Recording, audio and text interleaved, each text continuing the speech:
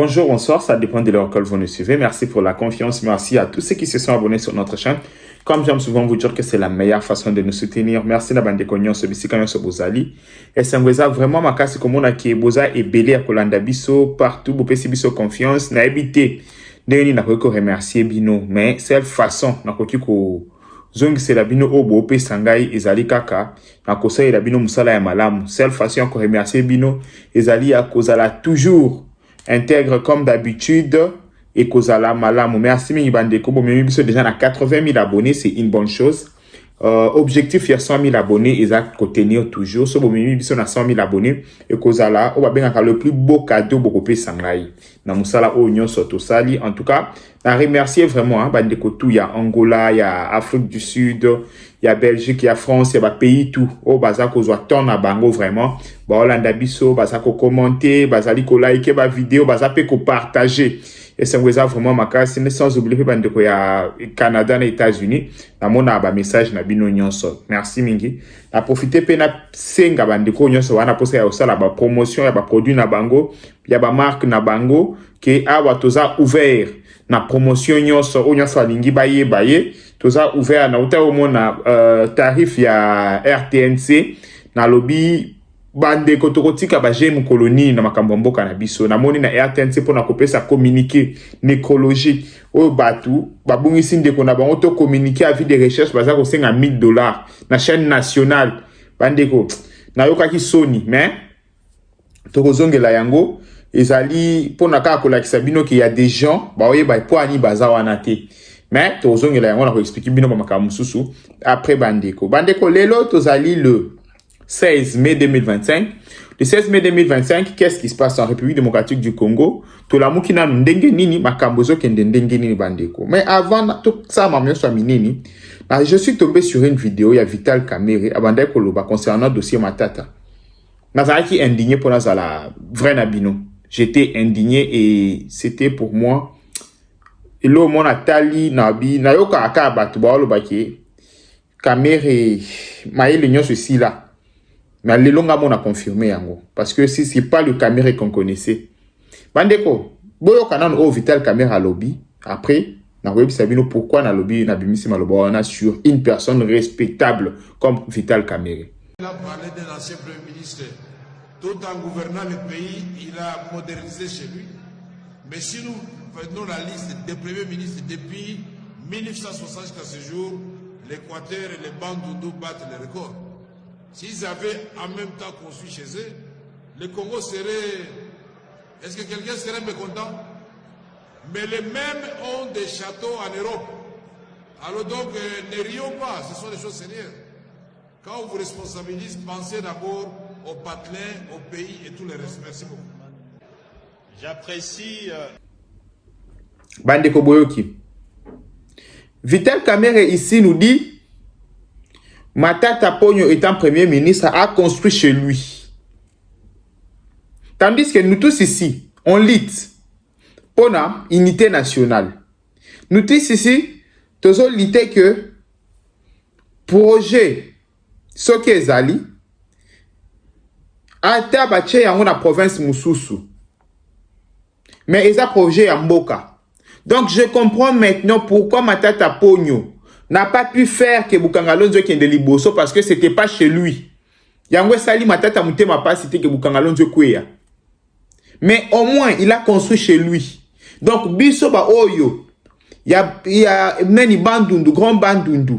Toza batute to profiter na Bukangalonzo. Parce que c'était pas chez Matata. C'est ce que Kamerhe veut nous faire comprendre ici. Qu'il a construit chez lui.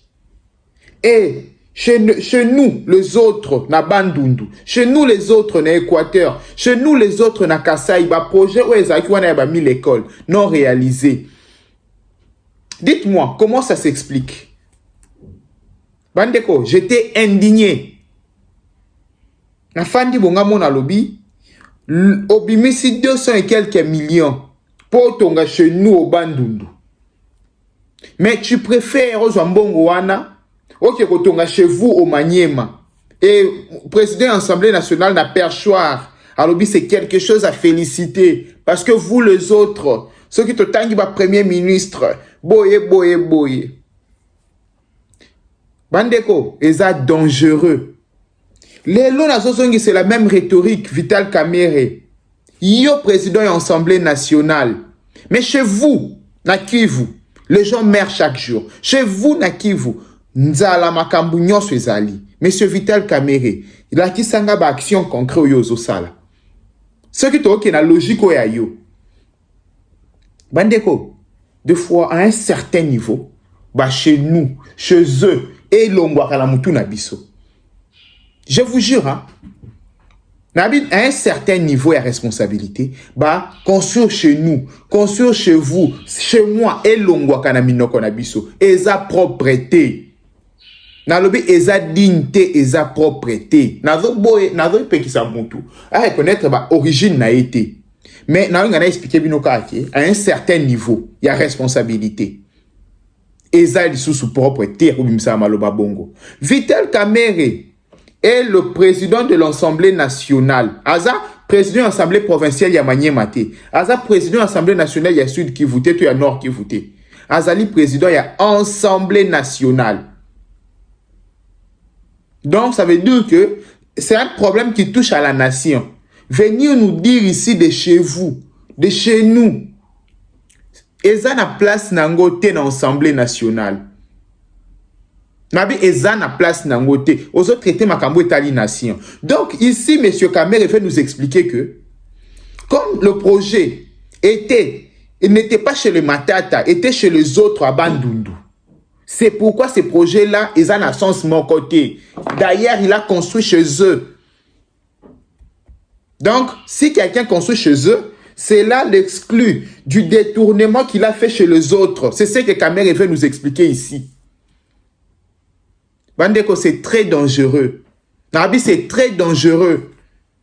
À un certain moment, vous savez, il y a l'intelligence. Hein? Toi, on a intelligence, c'est ça, boy. Mais ce qu'on est qui maye les mabé. Awa nazako senga na Vital Kamerhe oto yebaka intelligent ma comprendre que intelligent basangisa yango na sagesse soki yo zuka yo intelligence liboso olongoli sagesse mawa plein. Donc de ce côté là je pense que à kozonga la raison ba genre ya ba propos à obtenir yango lisusu te. Eza très dangereux pour na pays, eza très dangereux pour la gestion. Eza di ko yebisa batuke ata oyibi mekende ko tonge pa na bino oyo yibe pa baninga. C'est ça si on doit interpréter.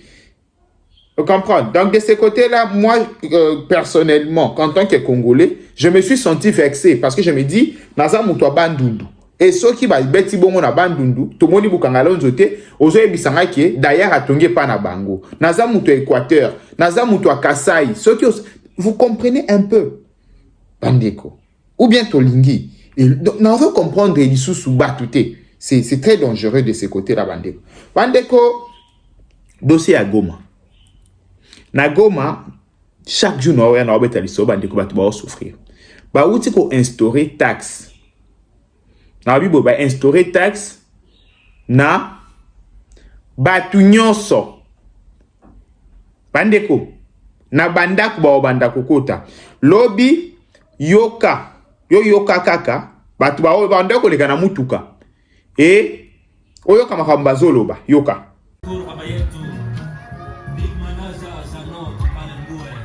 Pourquoi tunasema hivi, sisi ni Mairie de Goma na tunapita tukiwatangazia kwamba tayari tumeweka taxe d'assainissement en marche, na ile taxe italipiwa nyumba kwa nyumba na ni taxe ambayo iko obligatoire, na ile taxe ni shia kulogota mavialala na kwenda Ibwanga. Ni kusema tunapolipa meri nayo itashakikishia kwamba imepita nyumbani kwako ikirekipelele mavialala na kwenda Vimwanga. Ni kusema hivi, désormais vialala vyote vyetu Mairie de Goma ndio itaanza shokipe navyo, evacuation yavyo itahusu Mairie de Goma, na kwa hiyo itatuomba, itatubidi tuanze lipa taxe d'assainissement, na ile taxe ni $2 par ménage. Kila ménage italipa tu $2 par mois. Na pale bonjour Yaya, vous allez bien. Lelo j'ai dit le 15, Oh message ba video na tindele na audio wana eza mutuka ya mairie ya Goma ya ba M23 ya AFC. Bazoloba soki oyo kaka Swahili te bazoloba ke bakoleka na chaque ménage chaque maison pona kofuta taxe. Chaque ménage chaque maison pona kofuta taxe. Na taxe na bango chaque maison eza $2. Donc kotika oyo taxe ya ba commerçant mais na population balobi qu'il faut population afuta yepe taxe na chaque ménage ya ville ya Goma. Ba expliquer nga bandeko na ngai. Awa nazozongela ka bato babetela ka M23 maboko na nanga. Babi ba libérer biso en tout cas esili tokomi libre tokomi Suisse tokomi États-Unis d'Afrique tala États-Unis d'Afrique tala Suisse bokomaki bakomi ko futa mutu na mutu porte à porte il faut futa mpako lokola na antiquité bakomo prélever taxe roi ba romain bazoya ndako nyonso futa taxe. Bandeko, je vous ai dit que ces gens vont rouler pour l'intérêt à Congo. Mais, bato bele bufinga anga. So na filmino ki bato va rouler pour l'intérêt à Congo. Bato oyo ba aussi misabino touche. Na lobaka yango, na bi bato yo, ti bo moni biso toza ko bunda to bare route na bato yo, to yebi de quoi on parle. Ces gens ne sont pas des Congolais, ces gens n'aiment pas les Congo. Ba Swahiliphone. Ya sud na nord Kivu bandeko baza massacré. Soko zolo ba forcer batu ba loba Kinyarwanda.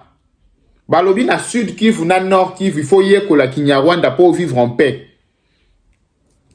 Bandeko Katanga bo se préparer. Bandeko Maniema pe bo se préparer. Bandeko Kisangani pe bo se préparer. Soki to bare route na bato yo te. Parce que na Kasai na omo na tendeni ba forcer mutalo ba Kinyarwanda kolekate. Et pas na biso na bandundu na zomo na tendeni ba forcer mutalo ba Kinyarwanda kolekate. Na Équateur kuna chez biso na Équateur moyen elo ba mekozalate. Mais kobandaka na province orientale ko kitati na sud danger ezali. On se bat pour vous. On ne se bat pas pour na biso ba to bandundu ba Congo Équateur Kasai non. On se bat pour la région wana bandeko. Na lobi qui toujours se battre pour la région wana. Mais ici, na place boya ko traiter biso ba tribaliste. Bandeko, na place boya ko finga biso. Bo gérer na nu likambo wana, bo dénoncer na ndenge baza ko massacrer ba Swahiliphone et pas ya nanga. Na sengaka senko abimisa communiquer. Na sengaka bato nyonso balobaka lobaka. Bazoboma ba Swahiliphone na Kinshasa. Oh nanga zoboma pona nini bozoloba te. Ka biso ba tribaliste nde toye tozo dénoncer. Kaka biso baluba nde toye tozo dénoncer. Kaka biso ba incompétent nde tozo dénoncer. Kaka biso ba jouisseur nde tozo dénoncer. Boye bisanga. Parce que ici na Goma, c'est chaque jour. Ngaïté, des ONG internationales. Batouba na Goma. Na ozo appelle chaque jour. Bandeko, Eza enfer na calvaire. J'aurais voulu voir, ressortissant, nous, ressortissant d'eux, nous, ceux qui caucus d'eux. Bima ba dénoncer. Courage wane kebino wapi. Des poules mouillées. Courage wane kebino wapi. Oh, vous m'avez dénoncé la Kala. Nous condamnons l'acharnement contre les Katangé. Nous condamnons l'acharnement contre les Swahiliphone. Courage, wane kebino wapi. Awa lelo bazobo mana Goma. Et pas ya nanga na batunae. Na ana posa na mona peba nous. Na ana posa na mona communiqué à Senko. Signé par Abbé Cholé. Ya ralisou te quoi. Thomas ya bike sili. Na ana bastilu ebele bandeko. Ceux qui m'a bike sili pour signer. J'en ai beaucoup. Et sili. Ba papier de sili to pe sabino papier boko ma communiqué. Vous comprenez maintenant bandeko. Na si mon mta omo misala idée à problème. Mon mta omo comprendre que les problèmes c'était même pas ça. Les problèmes ici c'était la tête de Félix Antoine Tshisekedi. Ici les problèmes c'était de nous anéantir, nous le Congolais, donner passage moko boy na ba Rwandais. Tellement que ba échoué, tout le monde a tika di bouche bée. Hein? C'est nous, oh baba do finga na kalawana. Pour nos frères, il y a Goma na Bukavu. C'est nous, les autres. qu'on a traité de tous les mots. De tout tikali to oloba. Bande ko vous remarquez que la circulation batutu balimwe. Vous n'avez pas remarqué ça? Tu n'as expliqué bino. Batutu balimwe. Partout bande oloba loba kalana. Bazali souté. Nous sommes restés seuls. Ici, nazo senga na gouvernement congolais. Akanga maboko te. A ça là par tous les moyens à récupérer la ville Wana sur le plan militaire. Donc de ce côté-là, nazo sur na lobby.